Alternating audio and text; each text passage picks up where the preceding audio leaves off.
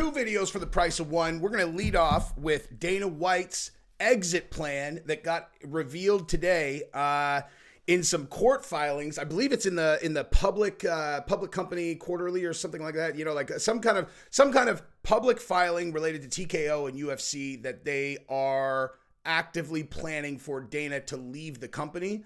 I want to show you exactly what they're saying, tell you where people are tripping about who's going to replace him and all this stuff. But I want to show you exactly what's in this filing, and then I'll tell you who's going to replace him. This is not going to be, anyway, that doesn't matter. Like, well, we'll talk about that, and then we're going to move over to a story about Nate Diaz coming back for UFC 300, son. So let me start here and show you exactly what we're talking about. But here's the clip about Dana potentially leaving the UFC. Key man Dana White needs to develop a retention, transition, and ultimately replacement for Dana White. So basically this means since the new UFC owners purchased the UFC, they had a replacement plan in place and are working towards replacing Dana White as the UFC president. Now, funnily enough, in an interview ahead of UFC London last year, Dana was actually asked a question about who could potentially replace him as UFC president. And Dana responded by saying there was only one person capable of replacing him as UFC president. I'll tell you for sure who that is. President, here's what he had to say. If, God forbid, someone came down to you and said, you have to leave the UFC tomorrow. You can't work for the UFC anymore, but you get to pick your successor. Who would you pick to take your place on 1 day's notice? Well, it's funny because I see people say that all the time. And, you know, they think that this guy or that guy, but it's people who really don't know fucking anything about this business. Yeah. And, bottom line, I'm just going to cut to the chase because I've seen this clip before. I saw what he said. He said there's only one person that can do what he does, and he can only do most of what he does, not all. It's Hunter, for sure. Because Hunter already does all of the heavy lifting on the stuff that Dana doesn't want to do anymore, right? Like, running the UFC is an incredibly challenging thing, dude. And like, Dana doesn't want to negotiate with fighters. He doesn't want to negotiate with fighters. He wants to make fights, talk about the fights, promote the fights. I mean, he's great at all. He's great at everything, but he's at a point where he's earned the right to do what he wants to do, right? And he doesn't want to do that stuff.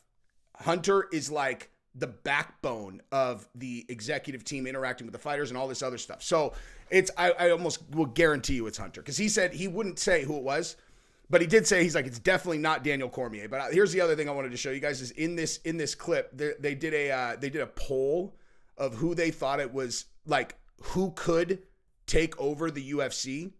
And it's Chael, Rogan, Daniel Cormier, someone else. Okay, so first of all, it's definitely not any of the guys on this list.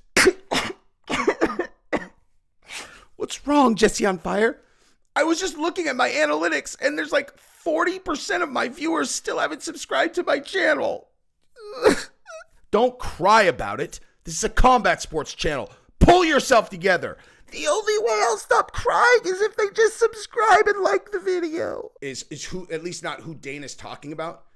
But the only person on this list that could do it realistically and do a good job is Chael. Like, Chael could do it, because Chael has experience promoting, you know, larger scale with the UFC.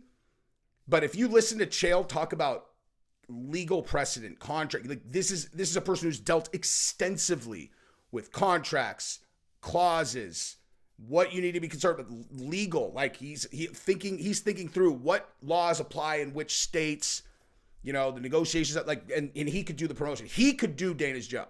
I don't know if he'd want to. Chael could do it. I don't know DC's background, but Dana said he couldn't do it. And Joe Rogan just wouldn't do it and wouldn't want to do it, so it's irrelevant, right? But as far as I'm concerned, I would say 99% it's Hunter that he's talking about. But the fact that they have that filing in the document, I'm not sure that means that he is actively planning to leave. It certainly appears that way. I mean, bottom line, it absolutely appears that way. That being in there where they say they need to figure out a plan to basically groom and replace, groom Dana's replacement so that he can replace Dana. I mean, that is what it says. But again, that doesn't necessarily mean that Dana is for sure leaving. It just means that the board feels like they need to have a plan in place in case. But candidly, that's already there. Hunter already knows the business top to bottom. Like I don't know. So it's totally possible that Dana really is planning on leaving. You wouldn't know in advance. You wouldn't know in advance. But Dana says he loves what he's doing. I would anyway. I don't know. I would be shocked if Dana really was leaving. But that filing, I mean, it's real. So let's watch the rest of this video. Nate Diaz is back, son. He's back in the UFC. Sounds like he's going to be fighting on UFC 300. That is the rumor that is going around the industry. I'm going to tell you who I think he's going to be fighting against. Not only who I think he's going to be fighting against, but also the shakeup that's going to happen at lightweight. I'm making a prediction right now that the lightweight division is going to get shaken up immensely by this. I'm also going to predict that UFC 300 is going to be built heavily around lightweight.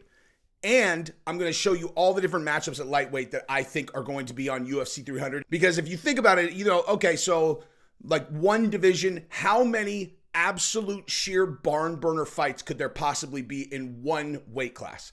And we're talking about UFC 300, right? Every fight needs to be an absolute mind melter, right? I'm going to show you five fights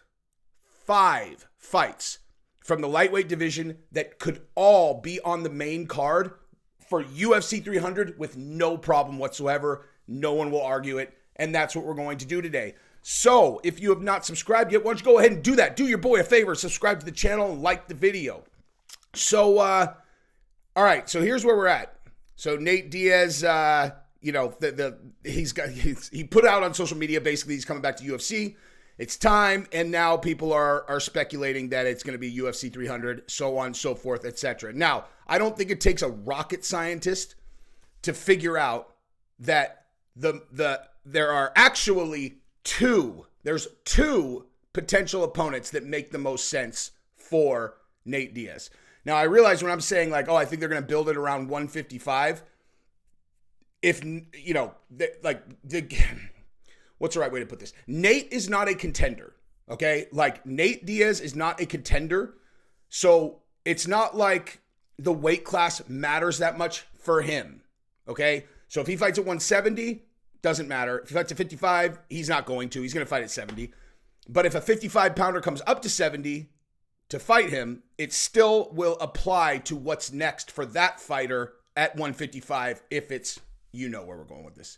But there's also one other fight that makes sense.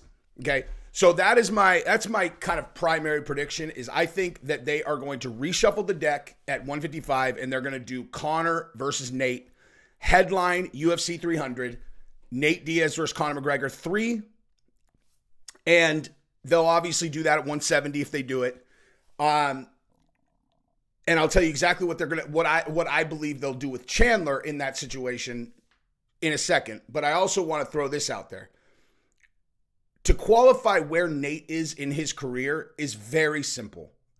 Nate is not a contender. Whether he wins or loses doesn't really matter as long as he doesn't get like starched, right? As long as he holds his own, gets to the end, arms up at the end. If he loses the decision, doesn't matter because the fans love Nate that much.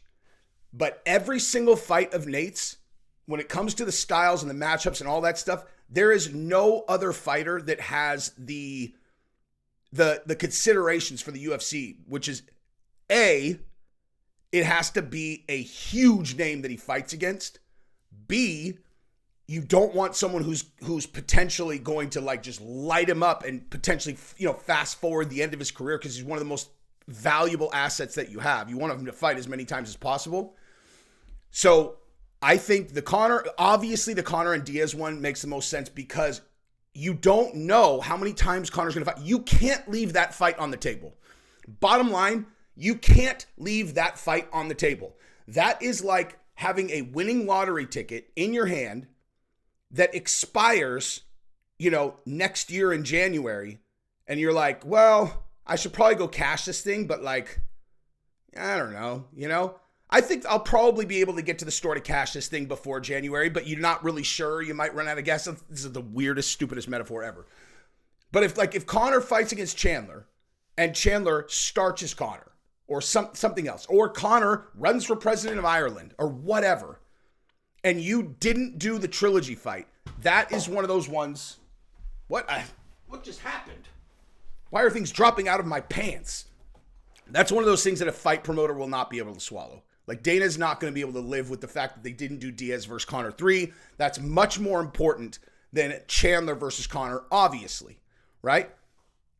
So that's that thing. Now, before I get to Chandler, I want to talk about who the other matchup that makes the most sense for Nate would be, and I don't think many people are going to, predict this one, but I think the second most likely one is Masvidal. Is they have Masvidal come back, and it's like this, like, oh my God, Masvidal and Diaz are coming back, boom, and they're gonna meet, and that it'll be one of the main card, maybe co-main or something, 5-round. Who knows? I mean, there's gonna be who knows what they're gonna do on UFC 300. But I think if Nate Diaz fights on UFC 300, it's gonna either be Conor or Masvidal. Okay, so that is what I think they're going to do with Nate. So in order for them to get Conor on the UFC 300 card against Nate instead of against Chandler, you have to do something. You have to do something that makes Chandler cool with it, right? Because Dana and them, they've always said it's Chandler, it's Chandler, it's Chandler. If you go back into the historical record of the UFC and you try to find me a time where Dana has publicly said, this guy's next, this guy's next, this guy's next, and then they switched it up, for any reason, you're going to have a very small, if any, list at all of times that they've done that, right? So the only way they can do that is if Chandler agrees. Chandler's been sitting on the shelf waiting for Conor since what? His last fight was against Tony Ferguson. Okay, I was there. That was a long time ago, dude. That was a really long time ago. So you're going to have to give him a title shot. You're going to have to give him Islam. And Islam does not want to fight he doesn't want to fight new rematches. He doesn't want Charles Oliveira. So there you go. You give him Michael Chandler. It's a great matchup. A great matchup. He's talked about he wants Gaethje or whatever, but Gaethje's going to be in this conversation later. So you give Chandler to Islam. You get Islam to agree to that. Conor versus Nate. Boom, bing, bang, boom, done. That's what you do with Chandler. Chandler will agree to it. You pay him a ridiculous amount because you know that doing Nate versus Conor is, every person on earth will buy that, dude. Everyone is going to buy that. Everyone. So that's what you do with Chandler. All right. So now let's get into the other matchup. Okay. So right out of the gate, we talked about Gaethje. What fight do you do there? You do Gaethje versus Dustin 3. All right. Now, not only is that an absolutely nuclear fire fight, but also that puts Dustin and Gaethje on the same stage as Conor during the presser. Okay. That you have to get Conor and Justin Gaethje on the same stage at some point. Those two guys are like fire and ice, vinegar and water. You have to get them there. Justin despises Conor, and Conor despises Gaethje. And I love both of them.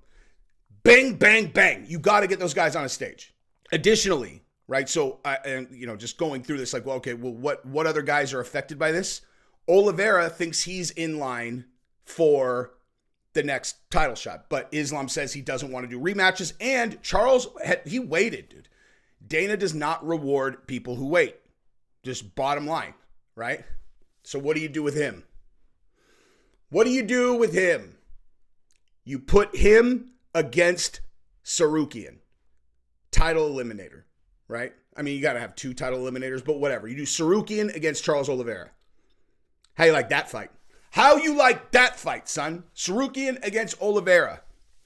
And then for the, for the cherry on top of this thing, you do the French dude, Saint Denis,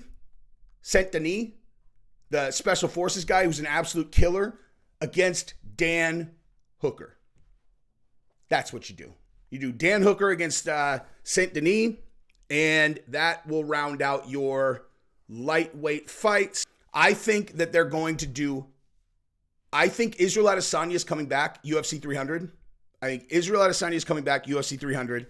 And I think he'll either fight against Alex Pereira at 205, but I think much more likely is he's going to fight the winner of Dricus and Sean in January. If Sean and if whoever wins that fight between Dricus and Sean comes out, not super messed up to where they could fight, February, March, April, 3 months later, I think they're going to try to really push for that fight, because if it's Dricus, Grand Slam, obviously. Grand Slam. Speaking of which, oh my God, I can't believe I forgot to show you guys this, dude. Look at this, dude. Okay, so Dricus du Plessis, the video, or I'm sorry, the picture that I showed you guys where he's mounted Darren Till. Here, okay, so right here. You remember this? So I saw a meme where someone had taken this. Someone had taken this image, and then here over in the bottom right corner, they put the logo for Blacked. Like, the channel, like the Cornhub channel, Blacked. So, like, if you guys are not familiar, it's where these very large, yoked out black dudes just pound these little white girls into the ground, in ways that they just absolutely love. But so they put for this one, they put Blacked on there. It's so funny, dude, because he's African. Anyway, if you don't understand, then. But yeah, so UFC 300 main card, those are the primary ones. What am I forgetting here? All right, yeah, so then the only other thing I was going to say is, like, if you don't have Izzy fighting Pereira, I think that maybe you have Pereira fight against Tom Aspinall. If you want to get just super gangster with it, dude. You know what I mean? If you want to get super gangster, like, just let's see what he's got, dude. Let's see if this guy can hang and actually do it. Get 3, it'd be an interim belt, obviously. But why not? Like, this is UFC 300. Let's shake it up, dude. Let's give this guy the opportunity to be the first person to win belts at 3 different divisions. Let's go. I mean, I love Aspinall in that matchup. I mean, dude, that guy is super fast. He did get touched by, he got touched, though, on the feet a little bit by Prohaska before he starched him. But he moves so fast. He's so big. He's so powerful. I have to believe that if he gets his arms around Alex's body in any capacity, he's going to take him down and just ragdoll him. Would be my guess. But I will certainly say, I don't think there is a human that can eat a full throttle shot from Pereira at all. Not even full throttle. I just think that if that guy hits you on the button, you're going night, no matter who you are. Aspinall, heavy, like super heavy. It doesn't matter. He's got that power, like where it's going to just take the base of your skull and go boop, and you're like, oh, off button. Just doesn't even matter who it is, man. I would be so fired up to watch that. I love that, like, because, the fights that got announced, one of them being the Aljamain Sterling against, oh, God. Aljo again, whatever. Aljo's 145-pound debut. How am I forgetting this? Aljamain. Oh, you know what else? I wanted to talk about that situation where Aljamain like lit the UFC up. Actually, you know what? I'm gonna talk about that in another. Calvin Kattar. Duh. I want to talk about that in a separate video. I want to talk about that, actually, because, well, first of all, Aljamain going up to 45 to fight Calvin Kattar, very exciting. But I want to talk about I want to talk in another video about the whole thing that happened with him and the UFC and the tickets, Because, like, I don't know if you guys know about this, but at the last UFC, Aljo was supposed to have tickets. He ended up at the UFC, and then, like, apparently they gave his tickets to someone else. And so he ended up outside, like, not able to get in, whatever. And the UFC, like, he talked about it publicly. Like, he was, like, upset with the UFC. And they asked Dana about it. And, yeah, I don't want to step on that video, but I am going to critique him handling it that way. Like, I'm going to critique him handling it that way. Anyway. Not everything is better said publicly. you know? Anyway, that's probably what I got for this video. I love you guys. Why don't you subscribe to the channel, ring the bell. Peace out.